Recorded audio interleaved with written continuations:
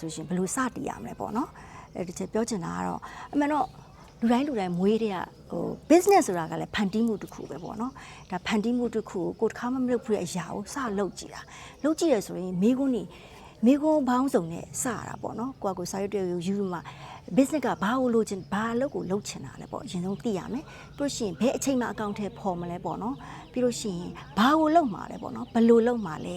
ဘယ်သူတွေနဲ့လုပ်မှာလဲနော်ဘယ်နေရာမှာလုပ်မှာလဲ online လား offline လားပေါ့နော် business ကိုအဲ့လိုမျိုး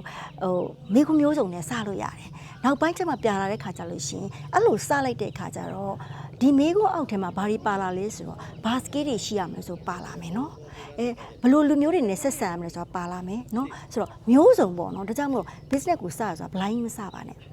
ခုနကချက်ပြောခဲ့သလိုပဲပေါ့နော်ဒီမေးခွန်းလေးတွေပေါ့ what ပေါ့နော်ဘာလုပ်မှာလဲ when ဘယ်တော့လုပ်မှာလဲ where ဘယ်မှာလုပ်မှာလဲပေါ့နော် how ဘယ်လိုလုပ်မှာလဲပေါ့နော်ပြီးတော့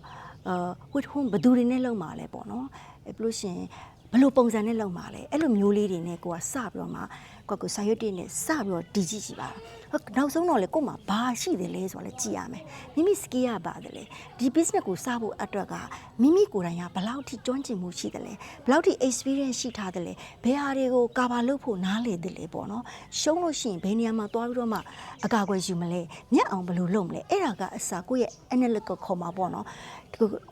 ခွဲချမ်းစိတ်ဖြာတတ်မှုလေးလည်းလိုတယ်ပေါ့နော်ဒါမှမဟုတ်ရင်ငွေရဘယ်လောက်ရှိတယ်လဲငွေရှိရင်တော့လည်းတစ်မျိုးပေါ့ငွေမရှိရင်လည်းငွေရှိအောင်ဘယ်လိုလုပ်မလဲဘယ်သူနဲ့ finance ဘယ်လိုမျိုးအတူတူလုပ်မလဲ partnership ဘယ်သူကိုခေါ်ရမလဲအဲ့ဒါကစ business ကိုစတင်တဲ့ခါကျရင်လိုအပ်ပါတယ်လို့နော်